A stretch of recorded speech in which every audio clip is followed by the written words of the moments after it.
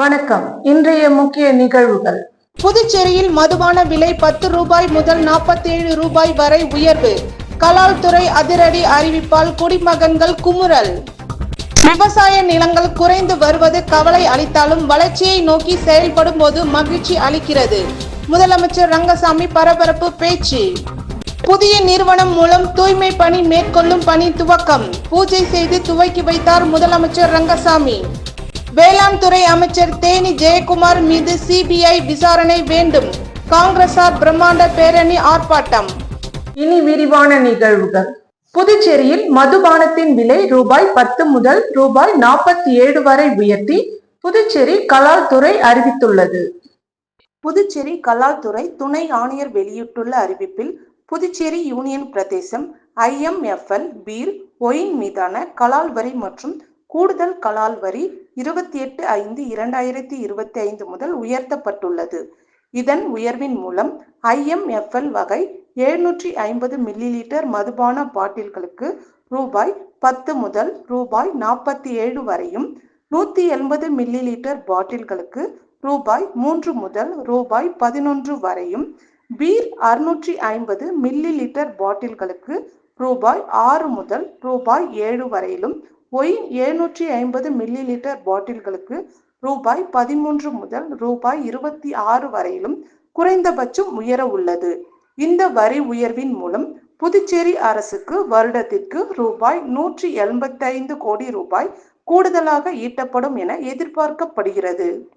மேலும் மதுபான தொழிற்சாலை மதுபானம் மொத்தம் மற்றும் சில்லறை விற்பனைக்கான உரிமை கட்டணம் மற்றும் ஏற்றுமதி இறக்குமதி மீதான கட்டணமும் உயர்த்த உத்தேசிக்கப்படுவதாக தெரிவிக்கப்பட்டுள்ளது. இன்று கொள்முதல் செய்யப்படும் மதுபானங்களை மட்டுமே புதிய விலைக்கு விற்பனை செய்ய வேண்டும் என்றும், ஏற்கனவே கொள்முதல் செய்ததை பழைய விலைக்கே விற்பனை செய்ய வேண்டும். மீறி புதிய அறிவிப்பின்படி அதிக விலைக்கு விற்றால் அந்த மதுபான கடை மீது அதிகபட்சமாக அபராதம் விதிக்கப்படும் என தெரிவிக்கப்பட்டுள்ளது. புதுச்சேரியில் விவசாய நிலங்கள் குறைந்து வருவது கவலை அளித்தாலும் வளர்ச்சியை நோக்கி செயல்படும் போது இது போன்ற நிகழ்வுகள் மகிழ்ச்சி அளிக்கிறது என முதலமைச்சர் ரங்கசாமி கூறினார். புதுச்சேரி அரியாங்குப்பம் கொம்யூன் கூட்டுறவு வீட்டு வசதி சங்கம் சார்பில் திம்மநாயக்கபாளையம் ஸ்ரீ ஏழுமலையான் நகரின் பயனாளிகளுக்கு உத்தேச மனை ஒதுக்கீட்டு சான்றிதழ் வழங்கும் விழா நடைபெற்றது. இவ்விழாவில் முதலமைச்சர் ரங்கசாமி கலந்து கொண்டு 44 பயனாளிகளுக்கு உத்தேச மனை ஒதுக்கீட்டு சான்றிதழ் வழங்கி கல்வெட்டை திறந்து வைத்து சிறப்புரை ஆற்றினார். இதில் சட்டப்பேரவை தலைவர் செல்வம், அரியாங்குப்பம் சட்டமன்ற உறுப்பினர் பாஸ்கர் என்கின்ற தட்சிணாமூர்த்தி, புதுச்சேரி மாநில வீட்டு வசதி இணைய மேலான இயக்குனர் குணசேகரன், அரியாங்குப்பம் கொம்யூன் பஞ்சாயத்து அதிகாரிகள் மற்றும் ஊழியர்கள், அரியாங்குப்பம் கொம்யூன் கூட்டுறவு வீட்டு வசதி சங்க இயக்குனர், நிர்வாகிகள் மற்றும் உறுப்பினர்கள் இவ்விழாவில் கலந்து கொண்டனர். முன்னதாக விழாவை ஒட்டி முதலமைச்சர் அவர்கள் தலைமையில் மரக்கன்றுகள் நடப்பட்டது. விழாவின் போது பேசிய முதலமைச்சர் ரங்கசாமி, கூட்டுறவு சங்கங்களை அரசு பொறுப்பேற்ற பிறகு நிவர்த்தி செய்துள்ளதாகவும், அரியாங்குப்பம் கூட்டுறவு வீட்டு வசதி சங்கம் சிறப்பாக செயல்பட துவங்கியுள்ளது மிக்க மகிழ்ச்சி அளிக்கிறது என்றும், விவசாய நிலங்கள் குறைந்து வருவது கவலை அளித்ததாகவும், வளர்ச்சியை நோக்கி செயல்படும் போது இது போன்ற நிகழ்ச்சி மகிழ்ச்சியை அளிக்கிறது என்று கூறினார். புதுச்சேரி மாநில வீட்டு வசதி வாரியம் அந்த இணையம் அது ரொம்ப நல்லா செயல்படும். நிறைய கடந்த சங்கங்கள் கொடுக்கும், மனைகள் பிரித்து கொடுப்பாங்க, வீடு கட்டின கடன் கொடுப்பாங்க. இப்போ அதான் எந்த அளவு இருக்கிறது அப்படின்ற ஒரு சில சந்தேகம் இருக்குது.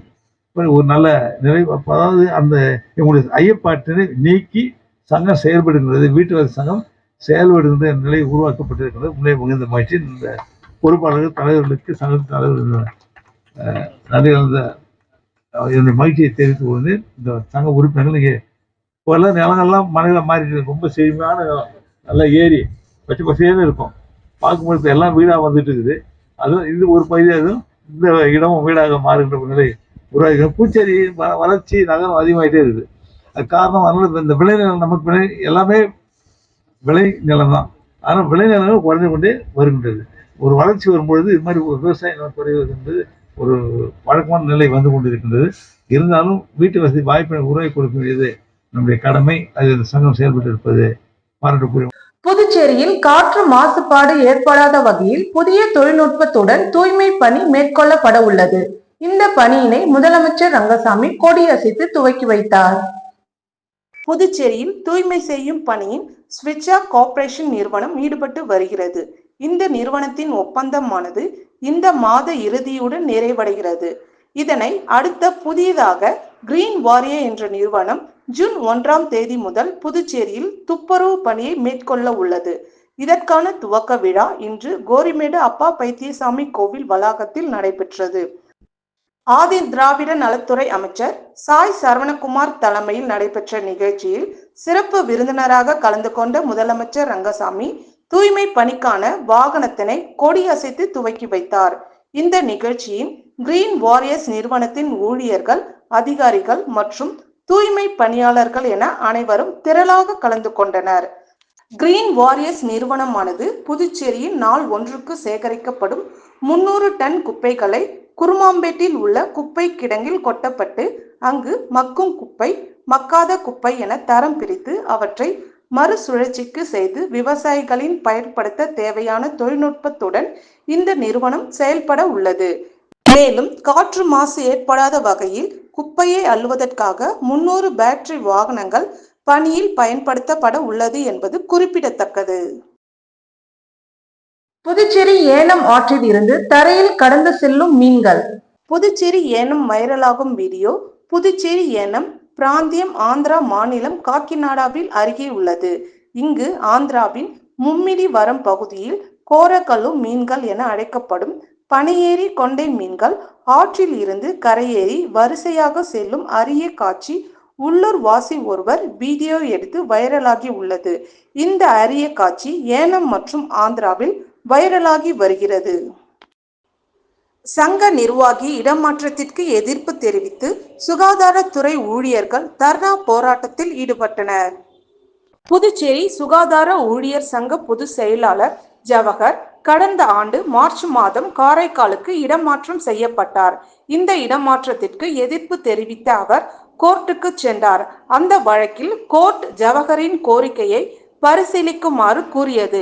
ஆனால் சுகாதாரத்துறை அவரை மீண்டும் காரைக்காலுக்கு செல்ல உத்தரவிட்டது. இதற்கு எதிர்ப்பு தெரிவித்து வாரிசுதாரரின் வேலை வாய்ப்புக்கான சீனியாரிட்டி பட்டியலை வெளியிட கோரி சுகாதார ஊழியர்கள் நேற்று திடீர் போராட்டத்தில் ஈடுபட்டனர். சுகாதாரத்துறை அலுவலகத்திற்குள் அமர்ந்து தர்ணாவில் ஈடுபட்டனர். மாலையில் பணி முடித்து அலுவலகம் ஊழியர்கள் வீடு திரும்பும் போது போராட்டத்தில் ஈடுபட்டவர்கள் மெயின் ரோட்டில் அமர்ந்து தர்ணாவில் ஈடுபட்டனர். இதன் பிறகு ஊழியர்கள் வெளியே செல்ல முடியாத நிலையில் அவர்கள் வாக்குவாதத்தில் ஈடுபட்டனர். இதனால் அங்கு பரபரப்பு ஏற்பட்டது. இரவு வரை இந்த போராட்டம் நீடித்தது.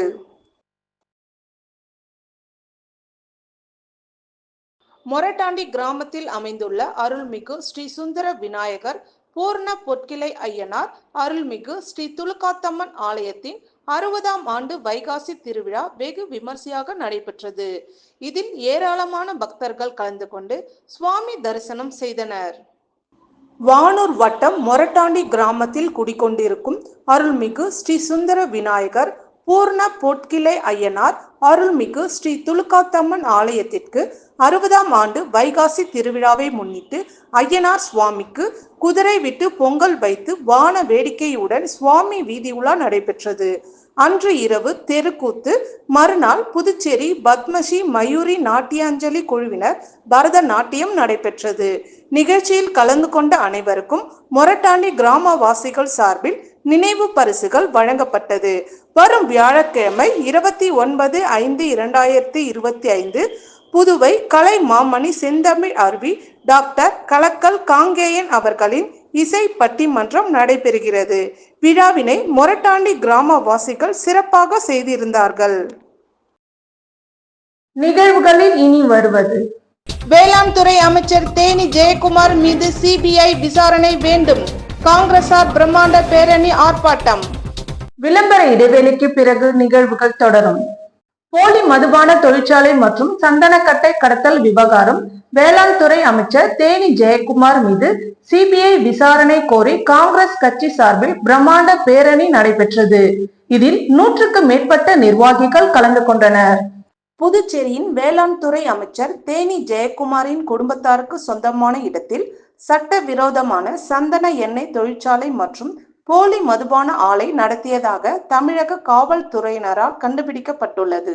இந்நிலையில் அமைச்சருக்கு எதிரான குற்றங்கள் குறித்து புதுச்சேரி அரசு எவ்வித விசாரணையோ நடவடிக்கையோ எடுக்காததை கண்டித்து அமைச்சர் தேனி ஜெயக்குமாருக்கு எதிராக குற்றச்சாட்டுகள் குறித்து சிபிஐ விசாரணை நடத்த வலியுறுத்தியும் அமைச்சர் உடனடியாக பதவி விலக கோரியும் காங்கிரஸ் கட்சியினர் கண்டன பேரணி நடைபெற்றது.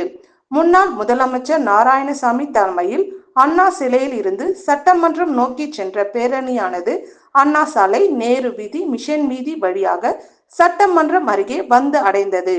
பேரணியில் காங்கிரஸ் மாநில தலைவர் வைத்தியலிங்கம், எம்பி சட்டமன்ற உறுப்பினர் வைத்தியநாதன் உள்ளிட்ட 500க்கு மேற்பட்ட காங்கிரஸ் கட்சியினர் பங்கேற்று கோரிக்கைகளை வலியுறுத்தி கண்டன கோஷங்களை எழுப்பியவாறு சென்றனர்.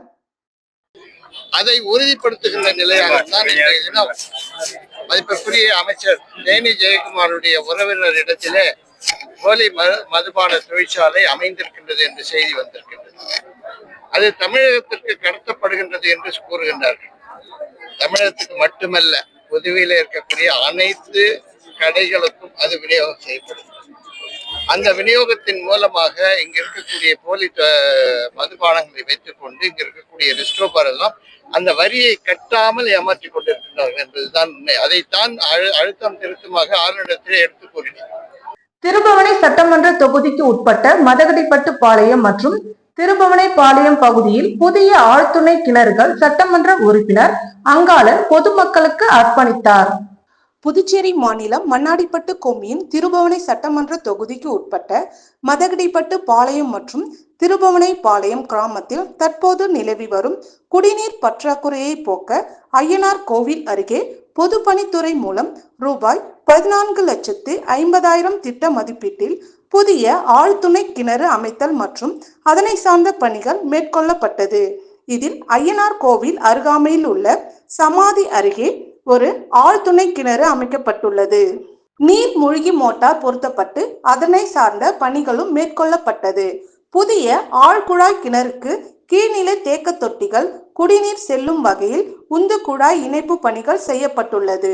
இந்த குடிநீர் திட்டத்திற்கான அனைத்து பணிகளும் முடிக்கப்பட்டு பொதுமக்களின் பயன்பாட்டிற்கு இன்று திருபுவனை தொகுதி சட்டமன்ற உறுப்பினர் அங்காளன் அவர்கள் தொடங்கி வைத்தார். இந்நிகழ்ச்சியில் பொதுப்பணித்துறை பொது சுகாதார கோட்ட கிராம குடிநீர் திட்ட உதவி பொறியாளர் வீணா ராணி, இளநிலை பொறியாளர் சுதர்சனம், மண்ணாடிப்பட்டு கொம்யூன் பஞ்சாயத்து ஆணையர் எழில் ராஜன், உதவி பொறியாளர் மல்லிகா அர்ஜுனன், இளநிலை பொறியாளர் பாஸ்கர் மற்றும் ஊர் பொதுமக்கள், சட்டமன்ற உறுப்பினர் ஆதரவாளர்கள் ஏராளமானோர் கலந்து கொண்டு சிறப்பித்தனர். இத்திட்டத்தின் மூலம் மதகடிப்பட்டு பாளையம் மற்றும் திருபுவனை பாளையம் கிராமத்தில் உள்ள 7,000 நபர்கள் பயன்பெறுவார்கள் என்பது குறிப்பிடத்தக்கது. அரும்பார்த்தபுரம் அங்காள பரமேஸ்வரி அம்மன் கோவில் கட்டுமான பணிக்கு அமமுக மேற்கு மாநில செயலாளர் ST சேகர் தலைமையில் ரூபாய் 30,000 நன்கொடையாக வழங்கப்பட்டது. புதுச்சேரி மாநிலம் உழவர்கரை சட்டமன்ற தொகுதிக்கு உட்பட்ட அருமாத்திபுரம் கணபதி நகர் பகுதியில் அமைந்துள்ள அங்காள பரமேஸ்வரி அம்மன் கோவில் கட்டுமான பணி நடைபெற்று வருகிறது. இந்நிலையில் அம்மா மக்கள் முன்னேற்ற கழக மேற்கு மாவட்ட செயலாளர் ST சேகர் தலைமையில் ரூபாய் 30,000 நன்கொடையாக வழங்கப்பட்டது. இதில் பொருளாளர் கணேஷ், சிலம்பரசன், உழவர்கரை RK ராஜா, முனியன், ஜெயபால், தொகுதி செயலாளர் செந்தில் என்கிற குமாரவேல், ராமச்சந்திரன், கண்ணதாசன், செல்லா என்கிற தமிழ் செல்வன், கலியமூர்த்தி, லூர்துசாமி, அண்ணாமலை, சிவகுமார், முருகன், உழவர்கரை தொகுதியை சேர்ந்த குமார், ஏழுமலை, பாஸ்கர், குமார், சுரேஷ், மணிகண்டன், முருகன், சரளா மற்றும் திரளான அம்மா மக்கள் முன்னேற்ற கழக தொண்டர்கள் கலந்து கொண்டனர். பிரான்ஸ் நாட்டில் நடைபெற்ற சர்வதேச கேன்ஸ் திரைப்பட விழாவில் புதுச்சேரியின் பரத கலைஞரும் திரைப்பட இயக்குனருமான ரகுநாத் மனே பங்கேற்றார். மிகவும் புகழ்பெற்ற கேன்ஸ் திரைப்பட விழாவில் பிரான்சில் கடந்த 13ஆம் தேதி முதல் 24ஆம் தேதி வரை நடந்தது. இதில் புதுச்சேரியின் பரத கலைஞரும் திரைப்பட இயக்குனருமான ரகுநாத் மன்னே பங்கேற்றார். 1988 அனாதை இந்திய குழந்தைகளுக்காக தலா சுருதி என்ற நடன பள்ளியை உருவாக்கினார். 2018 ரகுநாத் இண்டிவுட் திரைப்பட விழாவில் இருந்து இந்திய இசைக்கான உலகளாவிய தூதர் பதக்கத்தை பெற்றார். இத்துடன் நிகழ்வுகள் நிறைவடைந்தன. வணக்கம்.